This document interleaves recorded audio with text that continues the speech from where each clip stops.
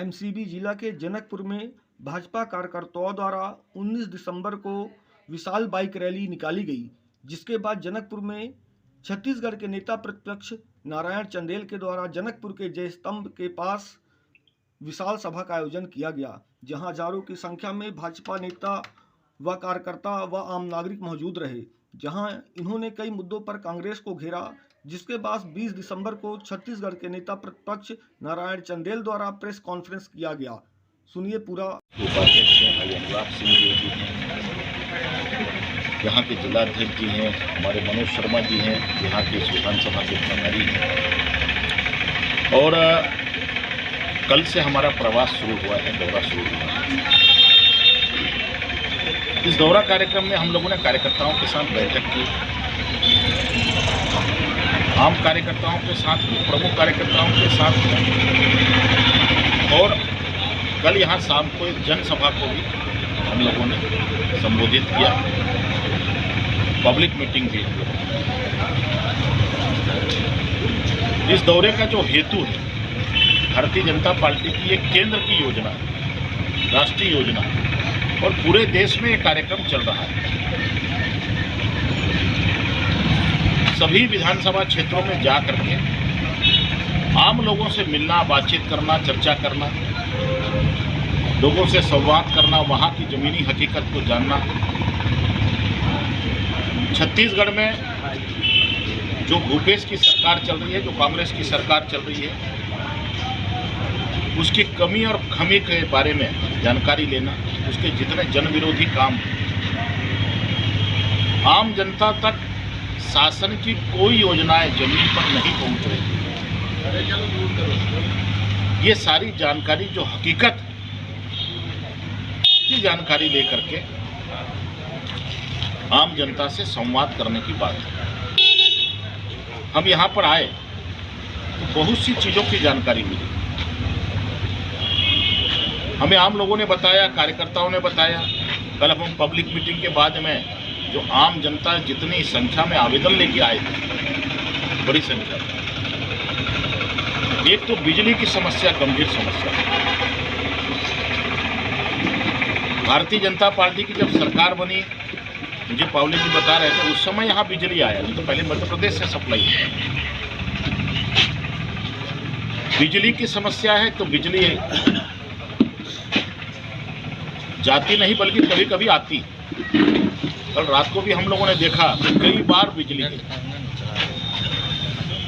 दूसरी बात, जो अभी आम आदमी, बहुत से लोग अभी सुबह मिलने भी आए थे, एक तो बिजली है नहीं, दूसरी तरफ यहाँ जितने हमारे गरीब परिवार हैं, जिनके यहाँ 2 बल्ब है, 3 बल्ब है, उनके यहाँ 20,000, 25,000 रुपये का बिजली बिल आ रहा है। ये छत्तीसगढ़ की कांग्रेस सरकार की कथनी और करनी में अंतर है। भूपेश जी ने कहा था कि हम बिजली बिल हाफ करेंगे। बिजली भी हाफ है और बिजली बिल कई गुना ज़्यादा आ रहे हैं। अभी मुझे बताया गया, मैं आपको नाम भी बता देता हूँ, उषा सोनी, राम नारायण सोनी, अभी मेरे पास आवेदन लेके आए कि उनके यहाँ 25,000 रुपये बिजली बिल आया और मात्र 3 बल्ब जलते हैं। तो इस प्रकार से गरीबों के साथ में अन्याय, अत्याचार ये सरकार कर रही है छत्तीसगढ़। मुझे बताया गया कि जो तेंदुपत्ता की खरीदी है फड़ में, मात्र 6 दिन खरीदी है। यहाँ 35 हल्का में पहले तो 6 पटवारी थे, लेकिन अभी 2-3 दिन से 10 पटवारी है वहाँ। ये स्थिति इस पूरे जनकपुर क्षेत्र की है और ऐसा लगता है कि सरकार यहाँ पर नहीं है, सरकार का कोई अमला काम नहीं कर रहा है। यहाँ मुझे बहुत से लोगों ने बताया, कल भी बताया, कि रेती का अवैध उत्खनन तेजी के साथ चल रहा है और यहाँ के विधायक के संरक्षण में चल रहा है।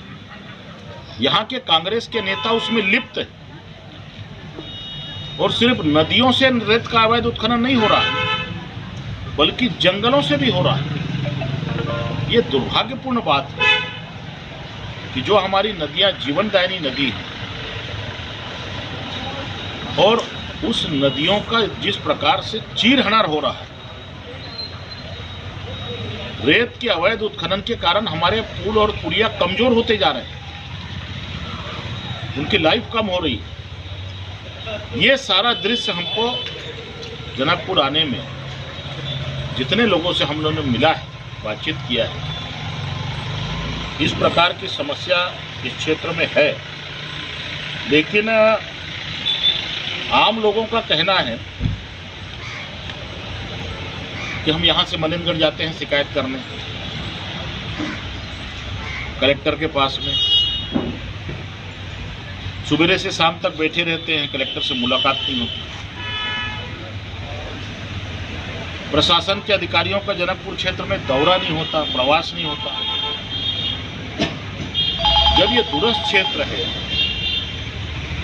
तो प्रशासन को चाहिए कि कम से कम हफ्ते में 1 दिन 2 दिन यहाँ पर शिविर लगाए, ताकि आम लोगों की समस्या का निदान हो। यहाँ गरीब लोग रहते हैं, अत्यंत सामान्य वर्ग के लोग रहते हैं और उनको 120-130 किलोमीटर जाना पड़ता है बहुत छोटे छोटे काम को। ये इस बात का स्पष्ट सबूत है कि सरकार नाम की कोई चीज इस क्षेत्र में नहीं है। मुझे बताया गया कि धान खरीदी केंद्रों का भी इस क्षेत्र में बहुत बुरा हाल है। किसी प्रकार से कोई खाद की व्यवस्था भी सोसाइटियों में नहीं है। जितनी सोसाइटियां यहाँ पर हैं धान खरीदी की, मुझे कभी किसान आए थे, वो बताए कि एक बोरी जो है खाद नहीं मिल पा रही।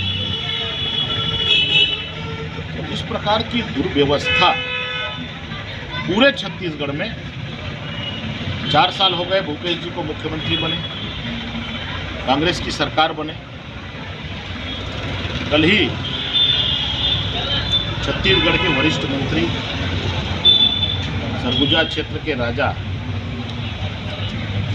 टी.एस. सिंहदेव साहब ने सूरजपुर में एक बयान दिया।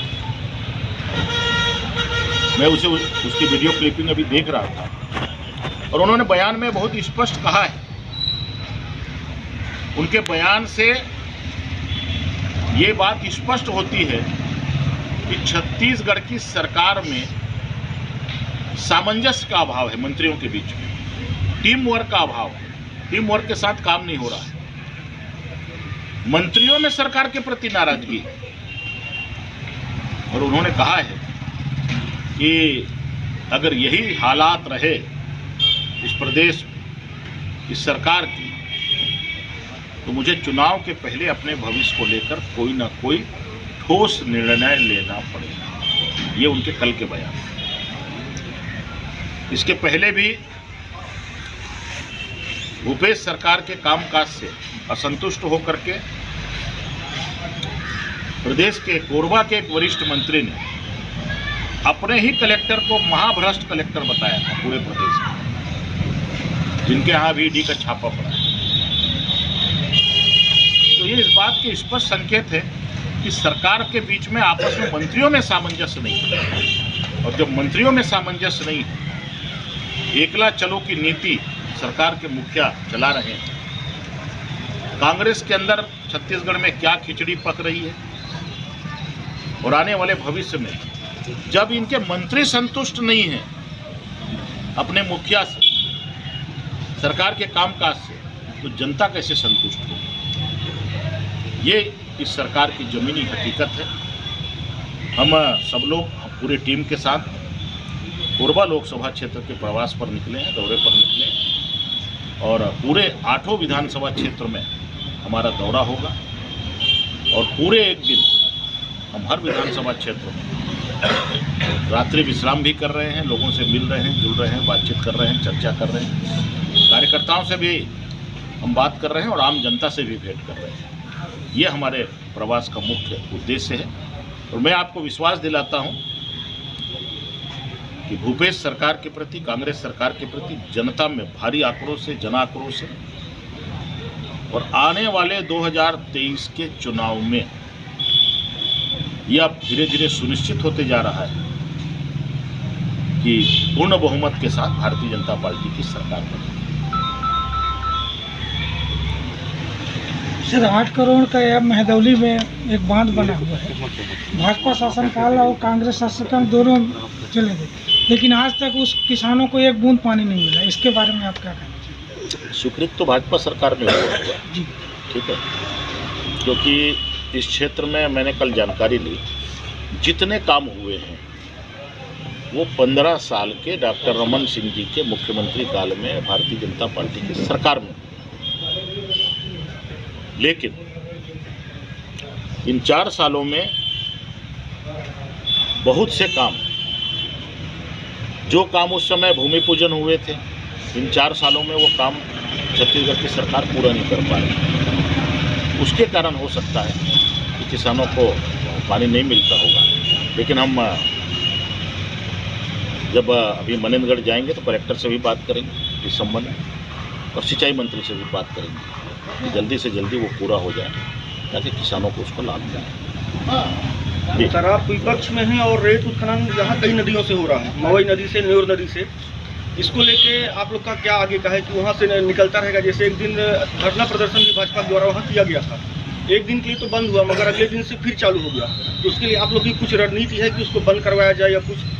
देखिए, ऐसा है कि हम विपक्ष में हैं, बात सही है। विपक्ष का काम है सरकार को आईना दिखाना, उसकी कमी को, उसकी कमजोरी को, उसकी खामी को, उसकी असफलता, उसकी असफलता और विफलता को जनता के सामने लाना और प्रशासन के सामने लाना। लेकिन इस अवैध रेत उत्खनन में सरकार का संरक्षण है, प्रशासन की मिलीभगत है, यहाँ के कांग्रेस के विधायक शामिल हैं, कांग्रेस के नेता उसको अवैध उत्खनन कर रहे हैं। भारतीय जनता पार्टी निश्चित रूप से उसके लिए आंदोलन करेगी और हम 2 जनवरी से होने वाले विधानसभा के सत्र में भी इसको जोर शोर से उठाएंगे। लेकिन जनता को भी सामने आना चाहिए, क्योंकि आखिर हम लड़ाई तो जनता के लिए लड़ रहे हैं। जी।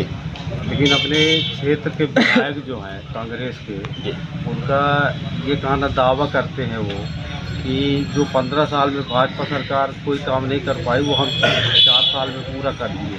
विकास का दावा कर रहे हैं चारों तरफ, सड़क, पुल, पुलिया। तो 4 साल तो निकल गए, विधायक जी ने एक काम आज तक कोई बताया नहीं है। मुझे कल बताया कि 22 जो बड़े पुल और पुलिया बने हैं वो भारतीय जनता पार्टी की सरकार में बने। मनेंद्रगढ़ से लेकर के यहाँ तक जो सड़क बनी है वो भाजपा की सरकार में बनी। विधायक जी अपनी कोई उपलब्धि बता दें, एक आध पुल पुलिया कोई बनाए हो, एक पुल पुलिया। सोशल मीडिया में, अखबार में तो चल ही रहा है कि वो एक अलग विषय है, लेकिन आम जनता को भी पूछना चाहिए कि भैया आप कई 100 करोड़ बता रहे हैं, नहीं तो कहाँ खर्चा किए 250 करोड़? वो बता तो दें कि जनकपुर क्षेत्र में किस गांव से लेकर किस पुल पुलिया को उन्होंने निर्माण कराया है, कहां से कहां तक सड़क का निर्माण कराया है, कहां स्कूल बनाया है, कहां अस्पताल बनवाया है, कहां आंगनबाड़ी केंद्र खोलवाया है, कहां मुक्तिधाम बनवाया है, कहां सामुदायिक भवन बनवाया है। पैसा गया कहां? देखिए, सिर्फ हवाबाजी।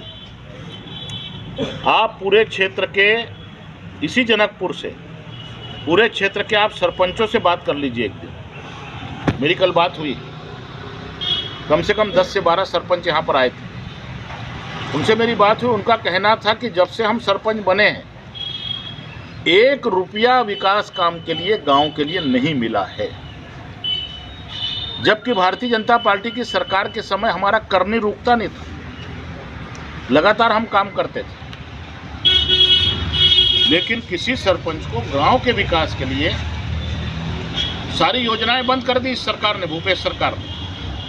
समग्र में जितनी राशि मिलती थी गांव को, गौरव ग्राम में राशि मिलती थी, सारी योजनाओं का आता पता नहीं। अभी जितने भी काम चल रहे हैं गांव में वो भारत सरकार के, मोदी सरकार के भेजे हुए पैसे से चल रहे हैं। 15 वित्त आयोग का पैसा भारत सरकार का पैसा, मनरेगा का काम जो है वो भारत सरकार का काम है। छत्तीसगढ़ सरकार की कोई योजना ग्रामीण क्षेत्रों के विकास के लिए नहीं है। ये सरकार पूरी तरह से बैठ गई, ठप हो गई। जैसे गाड़ी का पिस्टन बैठता है ना, उसी प्रकार के रवैया है भूपेश सरकार। आवास योजना के लिए बताया जा रहा है कि केंद्र सरकार पैसा दे दी है और बताया जा रहा है कि राज्य सरकार रोक दी है। सही कहाँ है, तक ये सच है? सही है। 16 लाख मकान पूरे प्रदेश में। मैं सिर्फ जनकपुर की बात नहीं कर रहा हूँ। अभी प्रधानमंत्री आवास को लेकर के गांव-गांव में हमारा कार्यक्रम चल रहा है कि मोर आवास मोर अधिकार। आवास आम जनता का अधिकार है और दुर्भाग्य इस बात का है कि भारत सरकार ने 2 साल पहले 16 लाख मकान बनाने के लिए छत्तीसगढ़ में अपनी राशि भेज दिया है 60%। उसका जो मैचिंग ग्रांट है 40%, वो छत्तीसगढ़ की कांग्रेस सरकार को देना है। 2 साल हो गए, उसकी अवधि रहती है बनने की। 2 साल हो गए, ये पैसा नहीं दे पा रहे। अब दुर्भाग्य होगा कि वो आवास वापस जाएंगे। पूरे देश में सभी राज्यों में आवास बन रहे हैं, लेकिन छत्तीसगढ़ एक ऐसा राज्य है जहां इस सरकार की नाकामी के कारण, इस सरकार की कमजोरी के कारण, यहाँ व्याप्त भ्रष्टाचार के कारण गरीबों का छत, जिन गरीबों को मिलना था, ये भूपेश की सरकार नहीं दे पा रही। उसके लिए पूर्ण रूप से ये छत्तीसगढ़ की भूपेश और कांग्रेस सरकार दोषी है। चलिए, धन्यवाद।